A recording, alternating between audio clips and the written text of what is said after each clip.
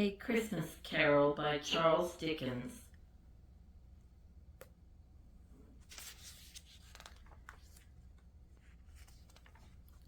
Chapter 1. Marley's Ghost. Marley was dead to begin with. There is no doubt whatever about that. The register of his burial was signed by the clergyman, the clerk, the undertaker, and the chief mourner. Scrooge signed it, and Scrooge's name was good upon change for anything he chose to put his hand to. Old Marley was as dead as a doornail. Mind, I don't mean to say that I know, of my own knowledge, what there is particularly dead about a doornail. I might have been inclined myself to regard a coffin nail as the deadest piece of ironmongery in the trade, but the wisdom of our ancestors is in the simile, and my unhallowed hands shall not disturb it, or the country's done for. You will therefore permit me to repeat emphatically that Marley was as dead as a doornail.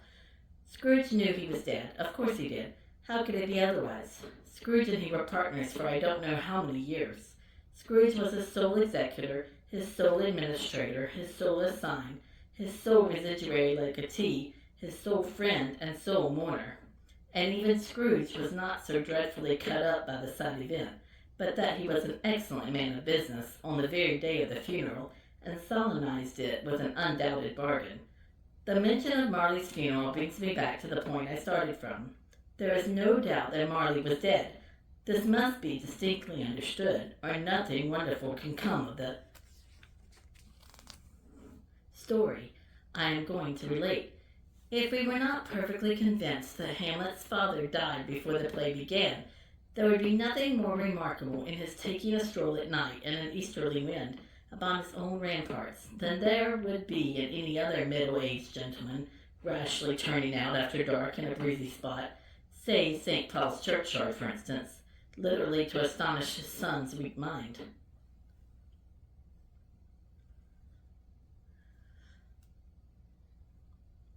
Scrooge never painted out old Marley's name. There it stood years afterwards above the warehouse door. Scrooge and Marley. The firm was known as Scrooge and Marley.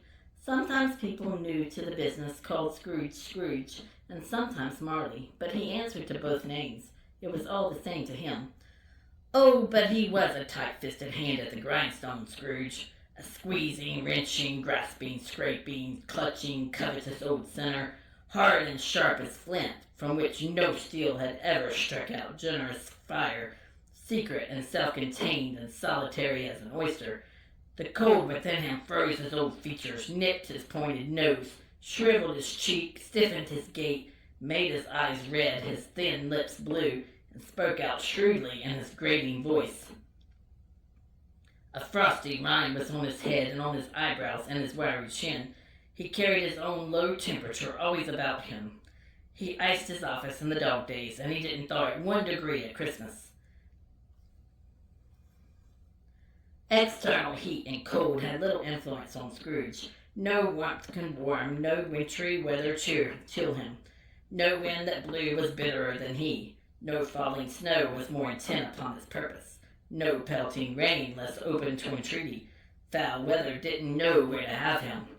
The heaviest rain and snow and hail and sleet could boast of the advantage over him in only one respect. They often came down handsomely, and Scrooge never did. Nobody ever stopped him in the street to say with gladsome looks, "My dear Scrooge, how are you? When will you come to see me?" No beggars implored him to bestow a trifle. No children asked him what it was o'clock. No man or woman ever once in all his life inquired the way to such and such a place of Scrooge. Even the blind men's dogs appeared to know him, and when they saw him coming on, would tug their owners into doorways and up courts, and then would wag their tails as though they said, "No eye at all is better than an evil eye, dark master." But what did Scrooge care? It was the very thing he liked, to edge his way along the crowded paths of life, warning all human sympathy to keep its distance, was what the knowing ones call nuts to Scrooge. Once upon a time, of all the good days in the year, on Christmas Eve, old Scrooge sat busy in his counting-house. It was cold, bleak, biting weather, foggy withal, and he could hear the people in the court outside go wheezing up and down, beating their hands upon their breasts and stamping their feet upon the pavement stones to warm them. The city clocks had only just gone 3, but it was quite dark already. It had not been light all day, and candles were flaring in the windows of the neighboring offices, like ruddy smears upon the palpable brown air. The fog came pouring in at every chink and keyhole, and was so dense without that although the court was of the narrowest, the houses opposite were mere phantoms. To see the dingy cloud come drooping down, obscuring everything, one might have thought that nature lived hard by, and was brewing on a large scale. The door of Scrooge's counting-house was open, that he might keep his eye upon his clerk, who in a dismal little cell beyond, a sort of tank, was copying letters. Scrooge had a very small fire, but the clerk's fire was so very much smaller that it looked like one coal. But he couldn't replenish it, for Scrooge kept the coal box in his own room, and so surely as the clerk came in with a shovel, the master predicted that it would be necessary for them to part. Wherefore the clerk put on his white comforter, and tried to warm himself at the candle, in which effort, not being a man of a strong imagination, he failed. "A Merry Christmas, Uncle! God save you!" cried a cheerful voice. It was the voice of Scrooge's nephew, who came upon him so quickly that this was the first intimation he had of his approach. "Bah!" said Scrooge. "Humbug!" He had so heated himself with rapid walking and the fog and frost, this nephew of Scrooge's, that he was all in a glow. His face was ruddy and handsome, his eyes sparkled, and his breath smoked again. "Christmas a humbug, Uncle," said Scrooge's nephew. "You don't mean that, I am sure." "I do," said Scrooge. "Merry Christmas! What right have you to be merry? What reason have you to be merry? You're poor enough." "Come then," returned the nephew gaily, "what right have you to be dismal? What reason have you to be morose? You're rich enough." Scrooge, having no better answer ready on the spur of the moment, said, "Bah!" again, and followed it up with, "Humbug!" "Don't be cross, Uncle," said the nephew.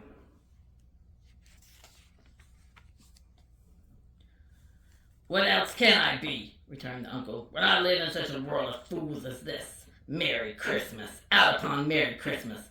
What's Christmas time to you but a time for paying bills without money, a time for finding yourself a year older but not an hour richer, a time for balancing your books and having every item in them through a round dozen of months presented dead against you? If I could work my will," said Scrooge indignantly, "every idiot who goes about with Merry Christmas on his lips should be boiled with his own pudding and buried with a stick of holly through his heart. He should."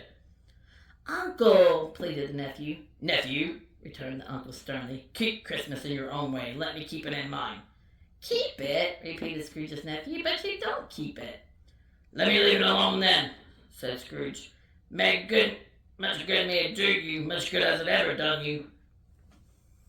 "There are many things from which I might have derived good, but which I have not profited, I dare say," returned the nephew, "Christmas among the rest. But I am sure I have always thought of Christmas time, when it has come round, apart from the veneration due to its sacred name and origin, if anything belonging to it can be apart from that, as a good time, a kind, forgiving, charitable, pleasant time, the only time I know of in the long calendar of the year, when men and women seem by one consent to open their shut-up hearts freely, and to think of people below them as if they were fellow passengers to the grave, and not another race of creatures bound on other journeys.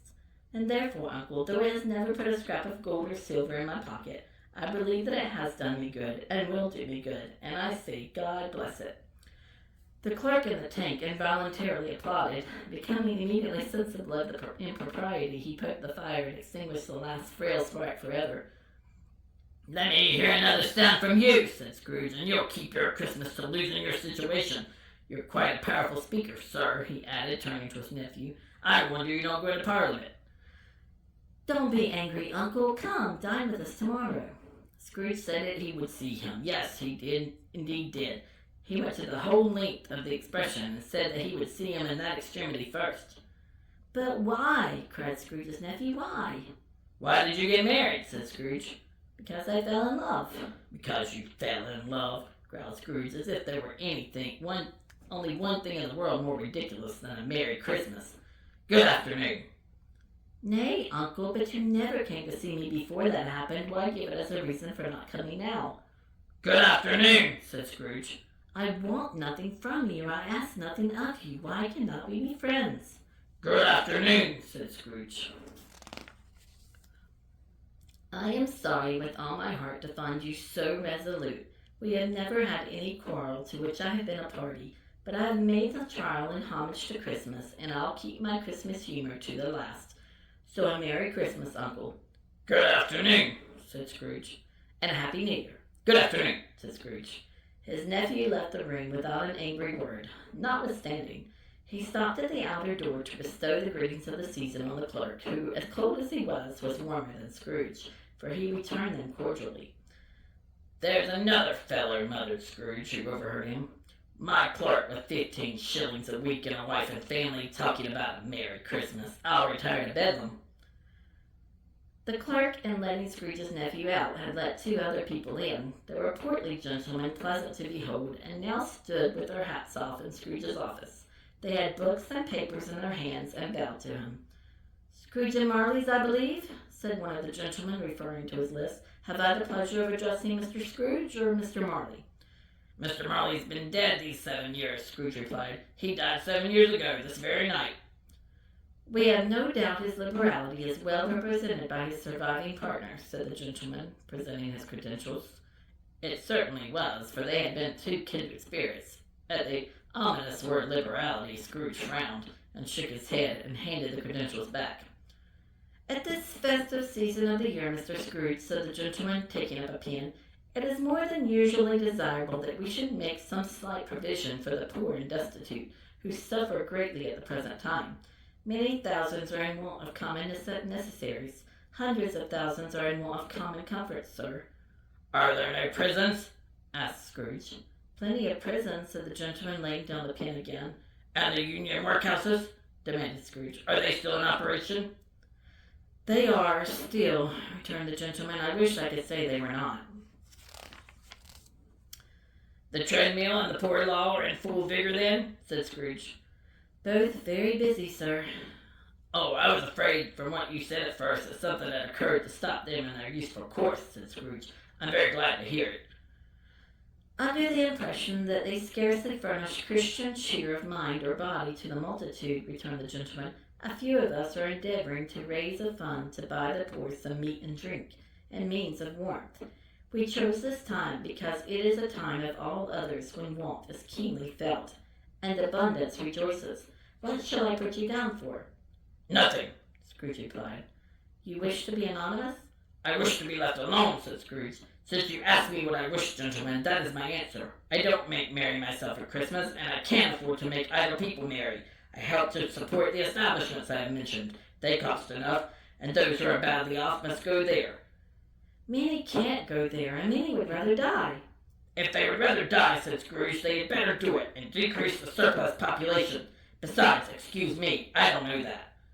But you might know it, observed the gentleman. It's not my business, Scrooge returned. It's enough for a man to understand his own business and not to interfere with other people's.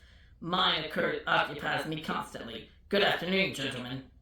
Seeing clearly that it would be useless to pursue their point, the gentleman withdrew. Scrooge resumed his labors with an improved opinion of himself, and in a more facetious temper than was usual with him. Meanwhile, the fog and darkness thickened so that people ran about with flaring lamps, preferring their services to go before horses and carriages and conduct them on their way. The ancient tower of a church, whose gruff old bell was always peeping slyly down at Scrooge out of a gothy window in the wall, became invisible and struck the hours and quarters in the clouds, with tremulous vibrations afterwards, as if its teeth were chattering in its frozen head up there.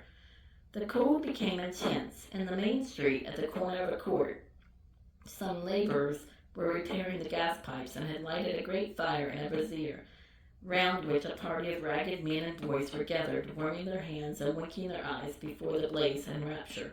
The water plug being left in solitude, its overflowing sullenly congealed and turned to misanthropic ice. The brightness of the shops, where holly sprigs and berries crackled in the lamp heat of the windows, made pale faces ruddy as they passed. Poulterers' and grocers' trades became a splendid joke. a glorious pageant with which it was next to impossible to believe that such dull principles as bargain and sale had anything to do. The Lord Mayor, in the stronghold of the Might Mansion House, gave orders to the 50 cooks and butlers to keep Christmas as a Lord Mayor's household should, and even the little tailor, whom he had fined 5 shillings on the previous Monday for being drunk and bloodthirsty in the streets, stirred up tomorrow's pudding in his garret, while his lean wife and the baby sallied out to buy the beef. Foggier yet and colder, piercing, searching, biting cold. If the good St. Dunstan had but nipped the evil spirit's nose with a touch of such weather as that, instead of using his familiar weapons, then indeed he would have roared to lusty purpose. The owner of one scant young nose, gnawed and mumbled by the hungry cold as bones are gnawed by dogs, stooped down at Scrooge's keyhole to regale him with a Christmas carol. But at the first sound of "God bless you, merry gentlemen, may nothing you dismay," Scrooge seized the ruler with such energy of action that the singer fled in terror, leaving the keyhole to the fog and even more congenial frost. At length the hour of shutting up the counting-house arrived. With an ill will, Scrooge dismounted from his stool and tacitly admitted the fact to the expectant clerk of the tank, who instantly snuffed his candle out and put on his hat. "You'll want all day tomorrow, I suppose," said Scrooge. "It's quite convenient, sir." "It's not convenient," said Scrooge, "and it's not fair. If I was to stop half a crown for it, you'd think yourself ill-used, I'll be bound." The clerk smiled faintly. "And yet," said Scrooge, "you don't think me ill-used when I pay you a day's wages for no work." The clerk observed that it was only once a year. "A poor excuse for picking a man's pocket every 25th of December," said Scrooge, buttoning his greatcoat to the chin. "But I suppose you must have the whole day. Be here all the earlier next morning." The clerk promised that he would, and Scrooge walked out with a growl. The office was closed in a twinkling, and the clerk, with the long ends of his white comforter dangling below his waist for his boasted no greatcoat, went down a slide on Cornhill at the end of the Lane of Boys 20 times in honor of its being Christmas Eve, and then ran home to Camden Town as hard as he could pelt to play at Blindman's Bluff. Scrooge took his melancholy dinner in his usual melancholy tavern, and having read all the newspapers and beguiled the rest of the evening with his banker's book, went home to bed. He lived in chambers which had once belonged to his deceased partner. They were a gloomy suite of rooms in a lowering pile of building up a yard where it had so little business to be that one could scarcely help fancying it must have run there when it was a young house, playing at hide-and-seek with other houses, and forgotten the way out again.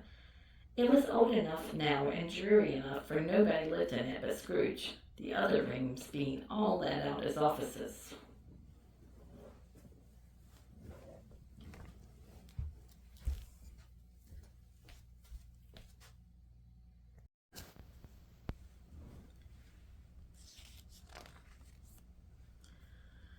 The yard was so dark that even Scrooge, who knew its every stone, was fain to grope with his hands. The fog and frost so hung about the black, all-gold gateway of the house that it seemed as if the genius of the weather sat in mournful meditation on the threshold. Now it is a fact that there was nothing at all particular about the knocker on the door, except that it was very large. It is also a fact that Scrooge had seen it night and morning during his whole residence in that place. Also that Scrooge had as little of what is called fancy about him as any man in the city of London, even including, which is a bold word, the corporation alderman in livery. Let it also be borne in mind that Scrooge had not bestowed one thought on Marley since his last mention of his 7 years dead partner that afternoon. And then let any man explain to me, if he can, how it happened that Scrooge, having his key in the lock of the door, saw in the knocker, without its undergoing any immediate process of change, not a knocker, but Marley's face. Marley's face. It was not in impenetrable shadow as the other objects in the yard were, but had a dismal light about it, like a bad lobster in a dark cellar. It was not angry or ferocious, but looked at Scrooge as Marley used to look, with ghostly spectacles turned up on its ghostly forehead. The hair was curiously stirred, as if by breath or hot air, and though the eyes were wide open, they were perfectly motionless. That, and its livid color, made it horrible, but its horror seemed to be in spite of the face and beyond its control, rather than a part of its own expression. As Scrooge looked fixedly at this phenomenon, it was a knocker again. To say that he was not startled, or that his blood was not conscious of a terrible sensation to which it had been a stranger from infancy, would be untrue. But he put his hand upon the key he had relinquished, turned it sturdily, walked in, and lighted his candle. He did pause with a moment's irresolution before he shut the door, and he did look cautiously behind it first, as if he half expected to be terrified with the sight of Marley's pigtail sticking out into the hall. But there was nothing on the back of the door except the screws and nuts that held the knocker on. So he said, "Pooper," and closed it with a bang. The sound resounded through the house like thunder. Every room above and every cask in the wine merchant's cellars below appeared to have a separate peal of echoes of its own. Scrooge was not a man to be frightened by echoes. He fastened the door and walked across the hall and up the stairs, slowly, too, trimming his candle as he went. You may talk vaguely about driving a coach and six up a good old flight of stairs, or through a bad young Act of Parliament, but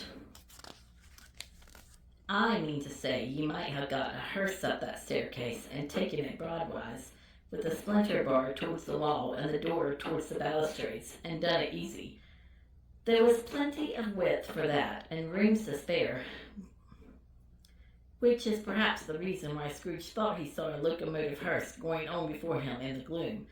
Half a dozen gas lamps out of the street wouldn't have lighted the entry too well, so you may suppose that it was pretty dark with Scrooge's dip. Up Scrooge went, not caring a button for that. Darkness is cheap, and Scrooge liked it. But before he shut his heavy door, he walked through his rooms to see that all was right. He had just enough recollection of the face to desire to do that. Sitting room, bedroom, lumber room, all as they should be. Nobody under the table, nobody under the sofa, a small fire in the grate, spoon and basin ready, and a little saucepan of gruel. Scrooge has a cold in his head upon the hob. Nobody under the bed, nobody in the closet, nobody in his dressing gown, which was hanging up in a suspicious attitude against the wall. Lumber room as usual, old fire guard, old shoes, 2 fish baskets, washing stand on 3 legs, and a poker. Quite satisfied, he closed his door and locked himself in. Double locked himself in, which was not his custom.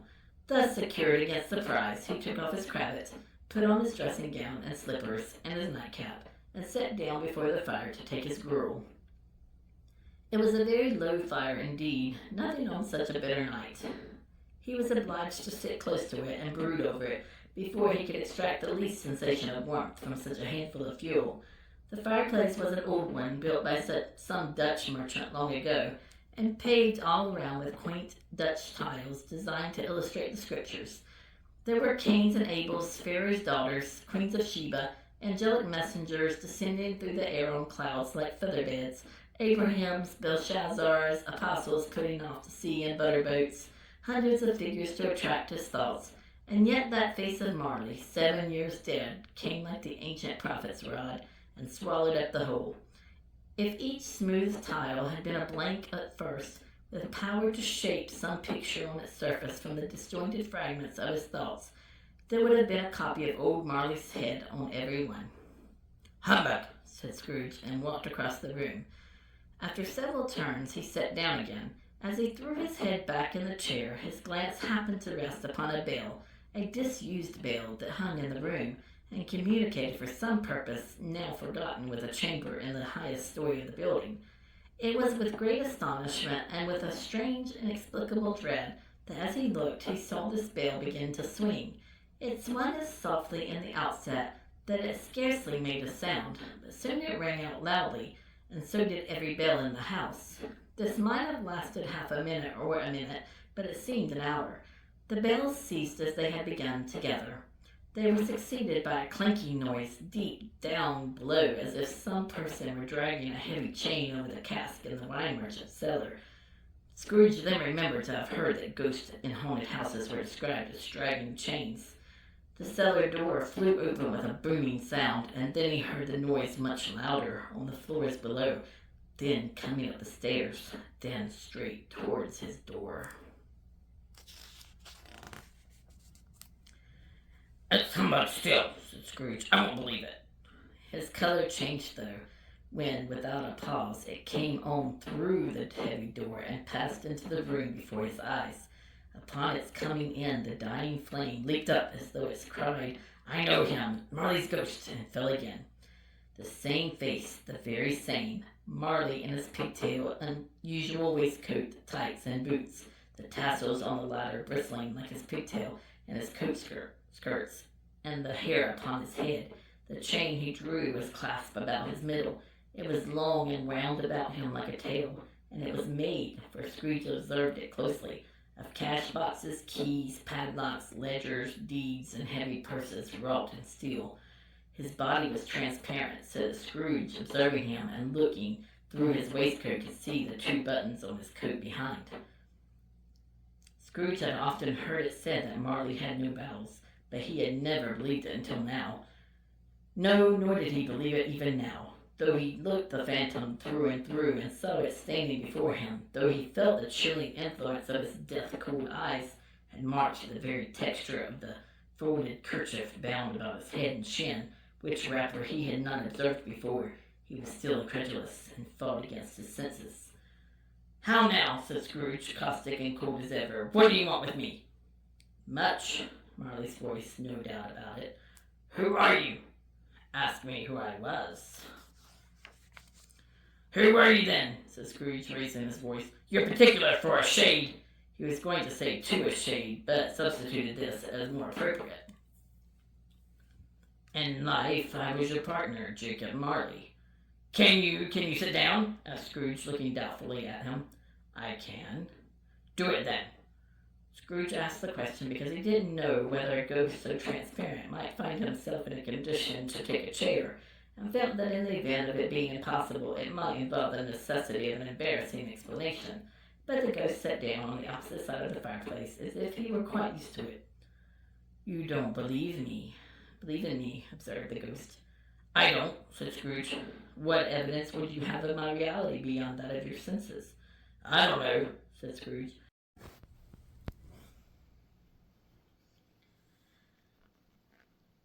"Why do you doubt your senses?" "Because," said Scrooge, "a little thing affects them. A slight disorder of the stomach makes them cheats. You may be an undigested bit of beef, a blot of mustard, a crumb of cheese, a fragment of an underdone potato. There's more of gravy than of grave about you, whatever you are."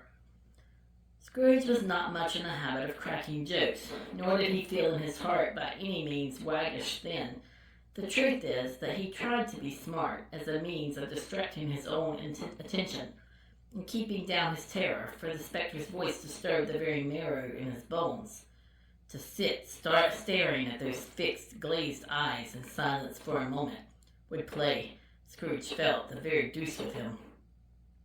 There was something very awful, too, in the spectre's being provided with an infernal atmosphere of its own. Scrooge could not feel it himself, but this was clearly the case, for though the ghost sat perfectly motionless, its hair and skirts and tassels were still agitated, as by the hot vapor from an oven. "You see this toothpick?" said Scrooge, returning quickly to the charge for the reason just assigned, and wishing, though it were only for a second, to divert the vision's stony gaze from himself. "I do," replied the ghost.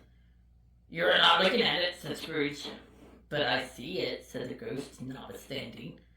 "Well," returned Scrooge, "I have but to swallow this, and be for the rest of my days persecuted by a legion of goblins, all of my own creation.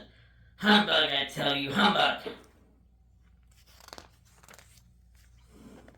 At this the spirit raised a frightful cry, and shook its chain with such a dismal and appalling noise that Scrooge held on tight to his chair to save himself from falling in a swoon. But how much greater was his horror when the phantom, taking off the bandage round its head as if it were too warm to wear it indoors, its lower jaw dropped down upon its breast. Scrooge fell upon his knees and clasped his hands before his face. "Mercy," he said. "Dreadful apparition, why do you trouble me?" "Man of the worldly mind," replied the ghost, "do you believe in me or not?" "I do," said Scrooge. "I must, but why do spirits walk the earth, and why do they come to me?" "It is required of every man," the ghost returned, "that the spirit within him should walk abroad among his fellow men, and travel far and wide. and if that spirit goes not forth in life, it is condemned to do so after death. It is doomed to wander through the world. Oh, woe is me, and witness what it cannot share, but might have shared on earth and turned to happiness. Again the spectre raised a cry and shook its chain and wrung its shadowy hands. "You are fettered," said Scrooge, trembling. "Tell me why." "I wear the chain I forged in life," replied the ghost. "I made it link by link and yard by yard. I girded it on of my own free will, and of my own free will I wore it. Is its pattern strange to you?" Scrooge trembled more and more. "Or would you know," pursued the ghost, "the weight and length of the strong coil you bear yourself? It was full as heavy and as long as this 7 Christmas Eves ago. You have labored on it since. It is a ponderous chain." Scrooge glanced about him on the floor in the expectation of finding himself surrounded by some 50 or 60 fathoms of iron cable, but he could see nothing. "Jacob," he said imploringly. "Oh, Jacob Marley, tell me more. Speak comfort to me, Jacob." "I have none to give," the ghost replied. "It comes from other regions, Ebenezer Scrooge, and is conveyed by other ministers to other kinds of men. Nor can I tell you what I would. A very little more is all permitted to me. I cannot rest, I cannot stay, I cannot linger anywhere. My spirit never walked beyond our counting house. Mark me, in life my spirit never roved beyond the narrow limits of our money-changing hole, and weary journeys lie before me." It was a strange habit with Scrooge, whenever he became thoughtful, to put his hands in his breeches pockets. Pondering on what the ghost had said, he did so now, but without lifting up his eyes or getting off his knees. "You must have been very slow about it, Jacob," Scrooge observed in a businesslike manner, though with humility and deference. "Slow?" the ghost repeated. 7 years dead," mused Scrooge, "and traveling all the time." "The whole time," said the ghost. "No rest, no peace, incessant torture of remorse." "You travel fast?" said Scrooge. "On the wings of the wind," replied the ghost. "You might have got over a great quantity of ground in 7 years," said Scrooge. The ghost, on hearing this, set up another cry and clanked its chain so hideously in the dead silence of the night that the ward would have been justified in indicting it for a nuisance. "Oh, captive bound and double ironed," cried the phantom, "not to know the ages of incessant labor of immortal creatures, for this earth must pass into eternity before the good of which it is susceptible is all developed. Not to know that any Christian spirit, working kindly in its little sphere, whatever it may be, will find its mortal life too short for its vast means of usefulness. Not to know that no space of regret can make amends for one's life's opportunity misused. Yet such was I, oh, such was I." "But you were always a good man of business, Jacob," faltered Scrooge, who now began to apply this to himself. "Business!" cried the ghost, wringing its hands again. "Mankind was my business. The common welfare was my business. Charity, mercy, forbearance, and benevolence were all my business. The dealings of my trade were for a drop of water in the comprehensive ocean of my business. It held up its chain at arm's length, as if that were the cause of all its unavailing grief, and flung it heavily upon the ground again. At this time of the rolling year, the spectre said, I suffer most. Why did I walk through crowds of fellow beings with my eyes turned down, and never raise them to that blessed star which led the wise men to a poor abode? Were there no poor homes to which its light would have conducted me?" Scrooge was very much dismayed to hear the spectre going on at this rate, and began to quake exceedingly. "Hear me," cried the ghost, "my time is nearly gone." "I will," said Scrooge, "but don't be hard upon me. Don't be flowery, Jacob, pray." "How it is that I appear before you in a shape that you can see, I may not tell. I have sat invisible beside you many and many a day." It was not an agreeable idea. Scrooge shivered, and wiped the perspiration from his brow.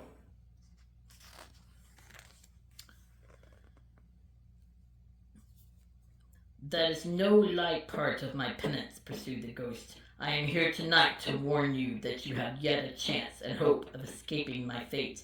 a chance and hope of my procuring, Ebenezer. You were always a good friend to me, said Scrooge. Thank you. You will be haunted, resumed the ghost, by 3 spirits. Scrooge's countenance fell almost as low as the ghost had done. Is that the chance and hope you mentioned, Jacob? He demanded in a faltering voice. It is. I think I'd rather not, said Scrooge. Without their visits, said the ghost, you cannot hope to shun the path I tread. Expect the first tomorrow when the bell tolls 1. Couldn't I take them all at once and have it over, Jacob? Handed Scrooge. Expect the second on the next night at the same hour. The third upon the next night when the last stroke of 12 has ceased to vibrate. Look to see me no more, and look that for your own sake you remember what has passed between us. When it had said these words, the spectre took its wrapper from the table and bound it round its head as before. Scrooge knew this by the smart sound its teeth made when the jaws were brought together by the bandage. He ventured to raise his eyes again and found his supernatural visitor confronting him in an erect attitude with his chain wound over and about its arm. The apparition walked backward from him, and at every step it took, the window raised itself a little so that when the spectre reached it, it was wide open. It beckoned Scrooge to approach, which he did.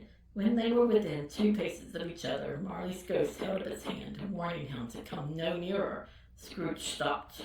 Not so much in obedience as in surprise and fear, for on the raising of the hand he became sensible of confused noises in the air, incoherent sounds of lamentation and regret, wailings inexpressibly sorrowful and self-accusatory. The spectre, after listening for a moment, joined in the mournful dirge, and floated out upon the bleak, dark night. Scrooge followed to the window, desperate in his curiosity. He looked out. The air was filled with phantoms, wandering hither and thither in restless haste, and moaning as they went. Every one of them wore chains like Marley's ghost. Some few, they might be guilty governments, were linked together. None were free.